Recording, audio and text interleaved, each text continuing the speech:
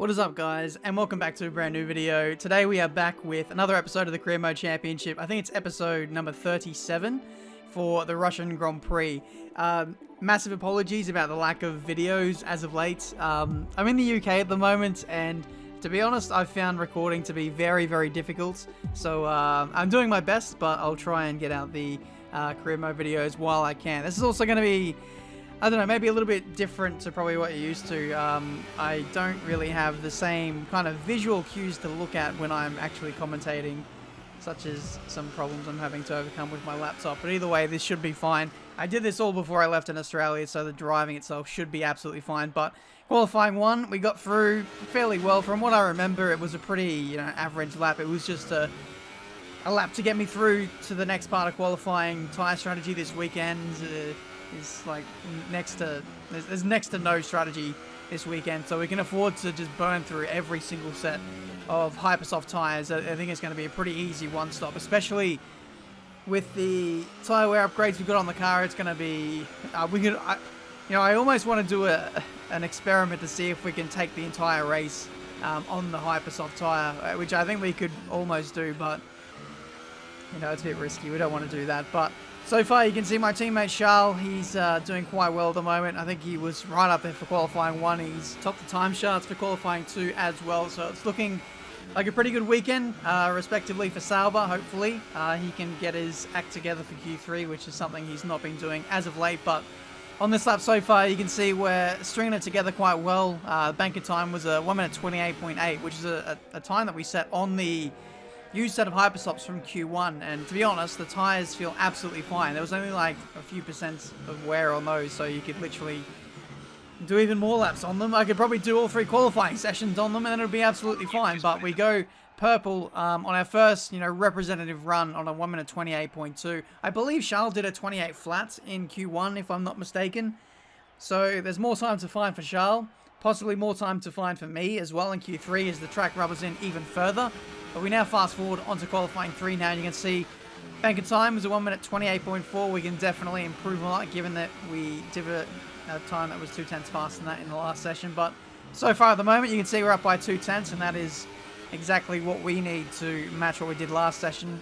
Charles, P2, not too sure what the time is from him there, but I'd imagine he's not too far away in P2. But so far for us going through the middle sector, you can see we're up by a few tenths there. Really stringing together this lap even further now, as the track is just so much more rubbered in than what we started off with in Q1. So hopefully we can maybe just about break into the 27s if we are very, very lucky. My preview window is actually very small, so I can't see what the time delta is at the moment. It's over 5/10. So we're looking pretty good here for pole position. I'm not going to lie. I don't imagine the AI are going to improve all too much in this final run, but through the final sequence of corners, this car just feels absolutely amazing. It feels so switched on at this circuit. It's just an absolute dream to drive. Through the final couple of corners, 4th gear through there. That is pole position, and I believe that's it. Oh, it's only a 28.0. Oh, what, 6/10 clear from Charles there. So they went even slower in Q3. So that's so confusing. I honestly don't understand, but we're up by 5/10 at one stage. We could have dipped into the 27s. It wasn't quite a perfect lap. Just lost a little bit of time in the 3rd sector there, unfortunately. But either way, it is pole position and looking pretty, what's the word? Dominant heading into the race. Especially now that tyre wear really isn't going to come into it. Like the advantage that we have in terms of our tyre wear upgrades. I imagine that this is probably going to be the race where we have the least amount of advantage versus the other team. So if there's ever a chance for them to come into it, this has got to be their moment. But just on raw pace alone, I don't know if Mercedes or just Ferrari have it in them to really challenge us today. But we'll have to wait and see. Charles, I know he's going to have mega pace in the race, so he might be our contender to fight for this race victory. You probably know that already if you've seen the title of the video. But yeah, let's go to the race now. Just having a quick look at the races remaining just to see if I can wrap up the title if things go my way in this episode. I don't believe I can, but if I get to Japan with a victory and like a DNF for Hamilton, then we could potentially run away with the championship. But there's a lot of ifs, buts, and maybes between now and then. We're just got to focus on now, see if we can get this race victory and get a little closer to that title. It's time for the race.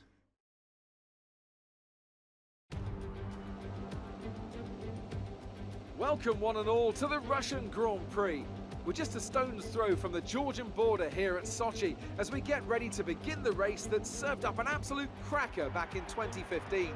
A last lap collision between Kimi Raikkonen and Valtteri Bottas sparked controversy in that race, so let's hope the racing is just as tight today. Welcome guys to the Russian Grand Prix, starting on the front row of the grid with my teammate alongside me in P2. Good to see that the car is reliable at this point in the season. Those upgrades that we did to the durability, I don't know, about halfway through, are really starting to prove effective for us in our quest to win, not only the drivers, but the constructors as well.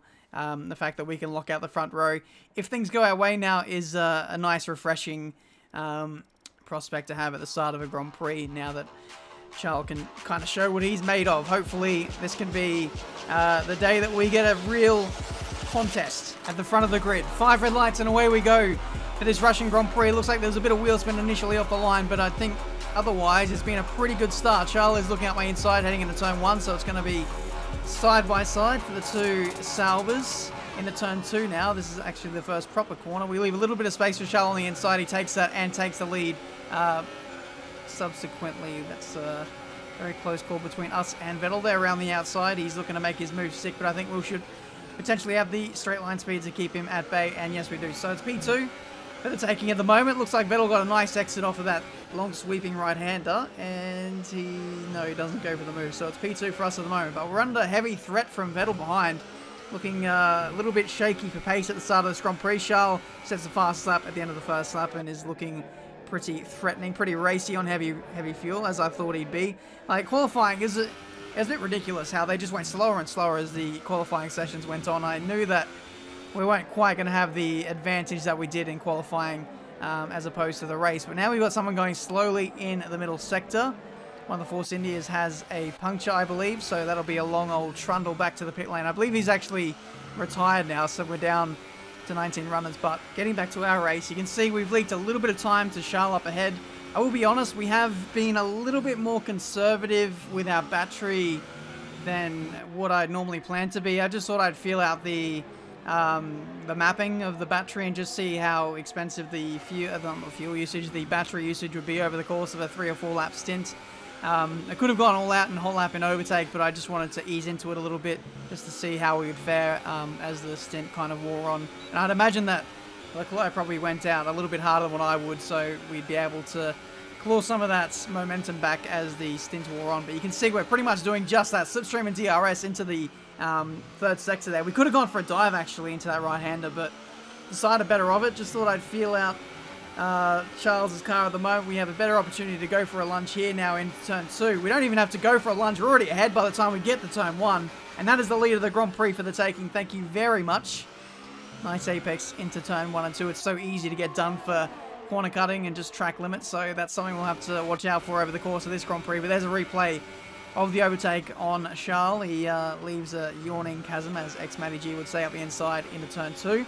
And there we go. We can get on with our race now. But Charles is going to be pretty tough to keep behind us. That slipstream and DRS is going to be pretty potent. We save a little bit of battery in the middle sector, and Charles has got us right back into turn, I think 9 it is there. So that was a bit of a sneak attack. I was looking to make the most of some clear air and just being the lead car by saving a bit of battery and then making another charge in about a lap or two's time. But Charles has bitten me right back. We now have to go back up into high deployment mode to have a go at him. He's parking it on the apex of turn 2, so there's nowhere we can go there, and this looks like it might be a potential race-long battle.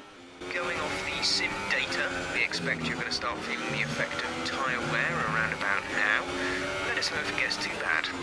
I'm not too sure why I asked for the tyre condition. I know that the tyres are in pretty good condition. I was just feeling out to see if they,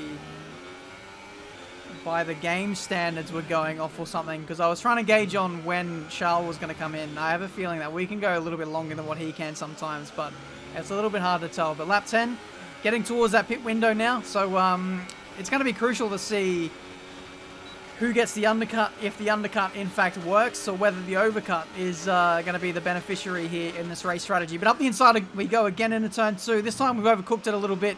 Thankfully, no warning for corner cutting.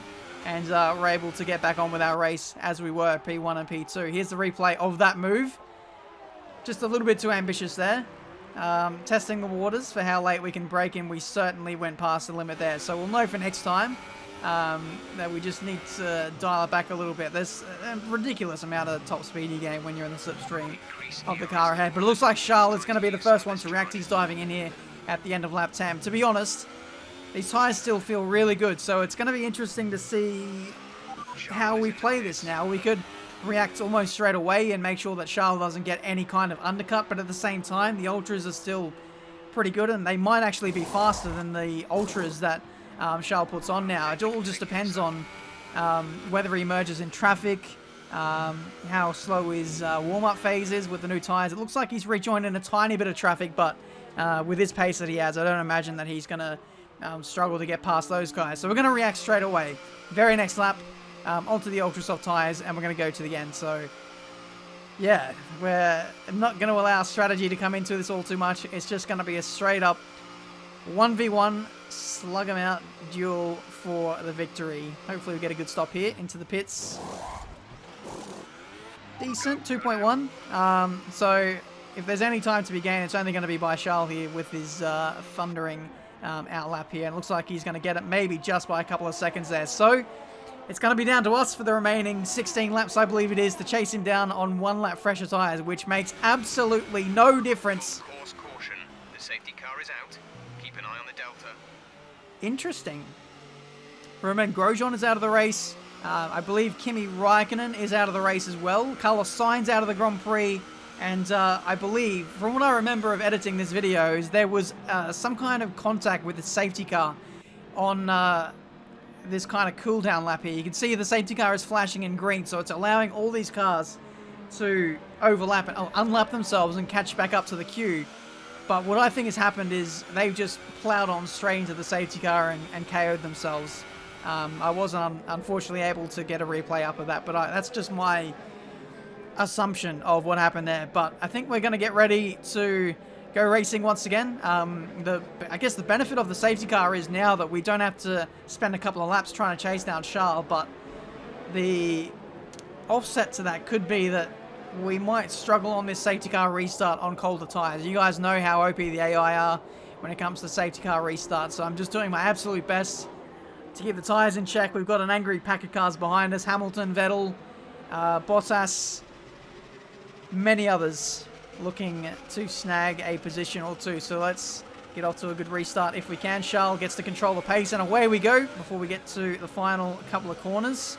I've done my best to warm up the tyres, like I said, but it's just down to the game mechanics to see if they look after us. In the hot lap, overtake as well to see if we can keep Hamilton behind us, but it looks like he got a really nice exit of the final corner there, and we're under supreme pressure now. So once again, just like the start of the race, we're on the back foot here. Heading into turn 2.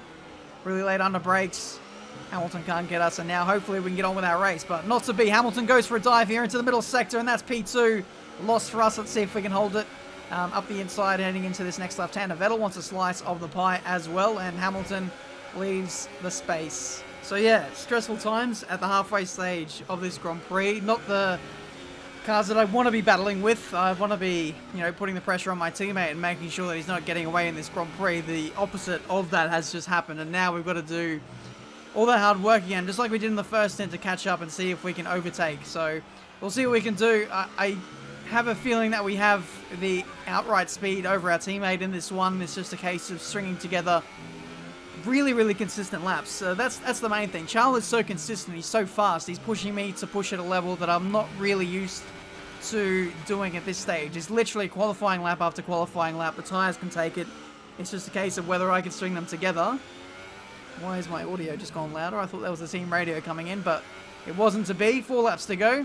The gap is getting closer. Do we get DRS on this lap? I really do hope so. Like, the moment we can get DRS is the moment we can save our fuel a little bit. You can see we're getting really low on our battery.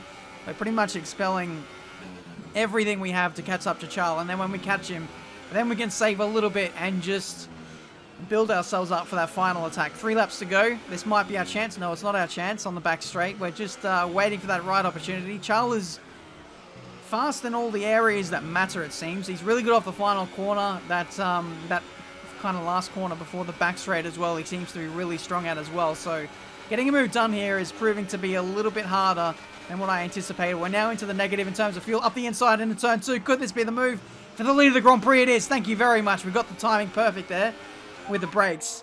And that all came from that mistake that we made earlier on in the race. We tested the limit, and now we found it. Now into turn 2. There's the replay.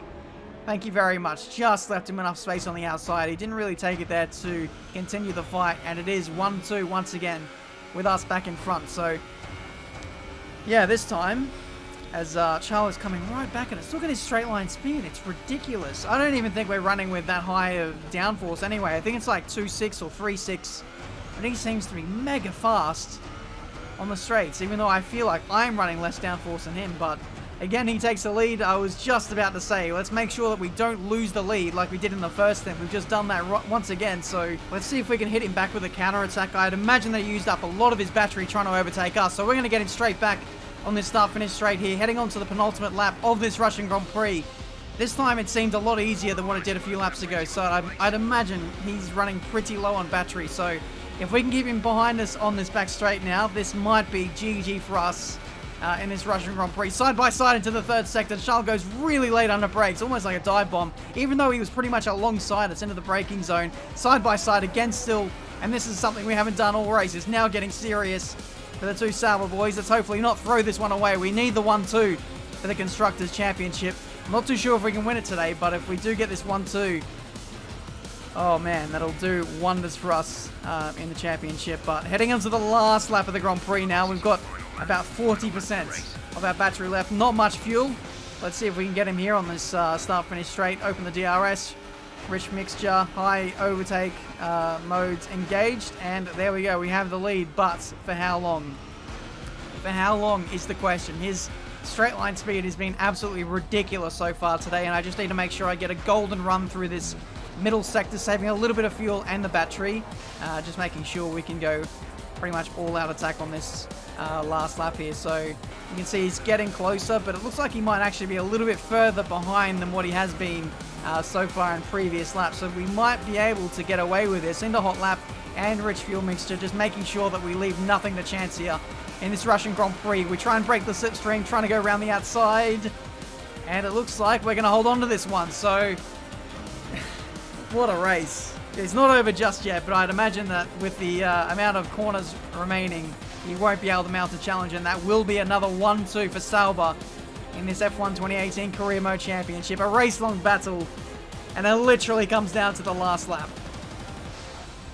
Fantastic drive, just fantastic. You deserve that race win.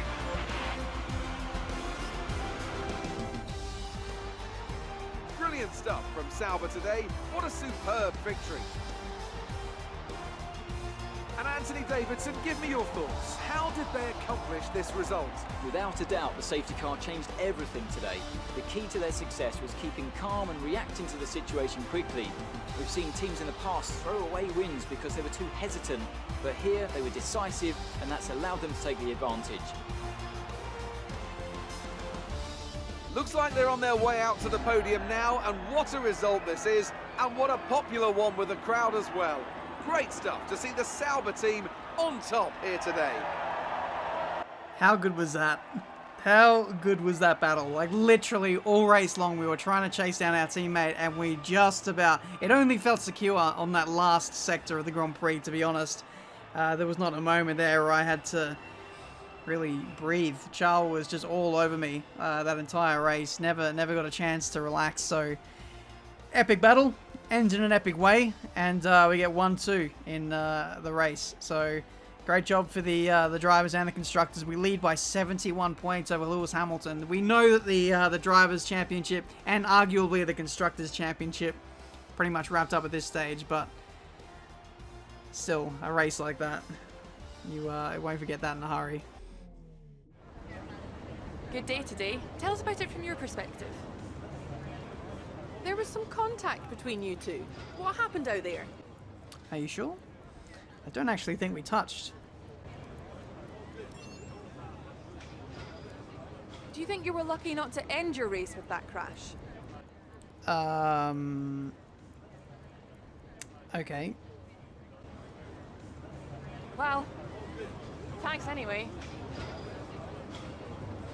I don't know what Claire has been smoking today, but if, yeah, I want a piece of that. That looked like it was pretty good, but yeah, just touching on that, the battle between the teammates, I actually don't think there was contact between the two of us from what I remember, despite running side by side for a lot of that race, which is pretty impressive. A lot of respect shown between the two of us. But guys, that's been this episode for today. Make sure you smash the like button if you enjoyed. Subscribe to the channel if you're new to see plenty more F1 2018 content. Once again, I really apologize about the lack of videos lately. I'm in the UK at the moment. I've been here for a bit over a week, and it's just really hard to make videos at the moment. Like, my laptop has been self-destructing every time I try and edit a video, so that's been pretty difficult. And then just finding a place to do a commentary in this tiny little country has been pretty tough to do as well. But hopefully you guys enjoy it.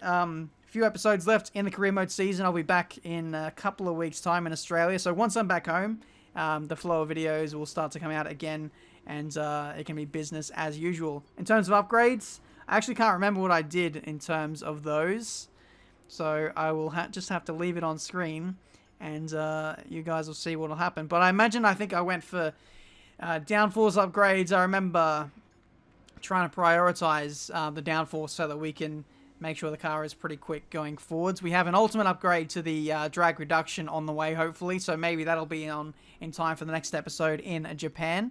Other upgrades on the horizon are the major rear downforce, so it looks like there's a lot of things happening in time for the Japanese Grand Prix, and with only 800 resource points to spend, we might go for a minor upgrade to the front downforce. That makes sense, heading into a high downforce circuit like Japan, so we'll have to wait and see. But guys, that's this episode for today.